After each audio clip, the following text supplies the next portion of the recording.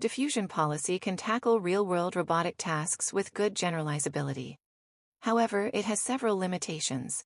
It requires large amount of demonstrations during training. For each new task, it requires new demonstrations. Moreover, it assumes the same environmental setup between training and deployment.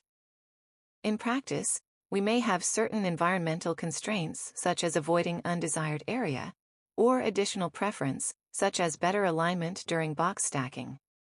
A sample-efficient way to tackle these problems is through preference-guided fine-tuning.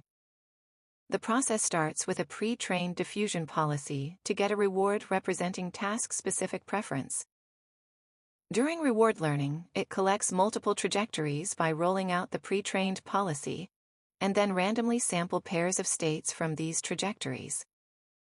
A human annotator provides contrastive labels on these state pairs based on their preference for supervised learning. With this reward model, the pre-trained diffusion model is then fine-tuned through reinforcement learning. During fine-tuning, the denoising process of the diffusion policy is framed as a multi-step MDP, with the goal of optimizing the reinforcement learning objective to maximize the expected trajectory rewards. Fine-tuning the policy purely based on preference-based reward model derived from human feedback has risk of overfitting and therefore forgetting the original task objective learned by the initial policy. A common approach to mitigate this issue is to incorporate KL regularization between the fine-tuned and pre-trained models. We validate our method on 2D pushing task push-T and 3D pick-and-place task stacking.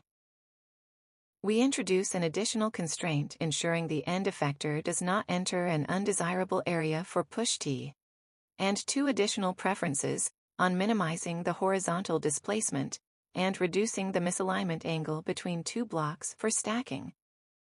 We demonstrate that our method can effectively align the pre-trained policy with these additional preferences, without downgrading the performance on the original task.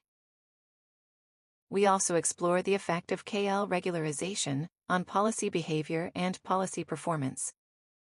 A large KL regularization weight results in minimal deviation from the pre-trained policy. Reducing the KL weight allows the fine-tuned policy to better align with the reward model. On the other hand, a too small KL weight will lead to a significant decline in policy performance. Increasing the KL weight helps the fine-tuned policy's performance become more similar to that of the pre-trained policy.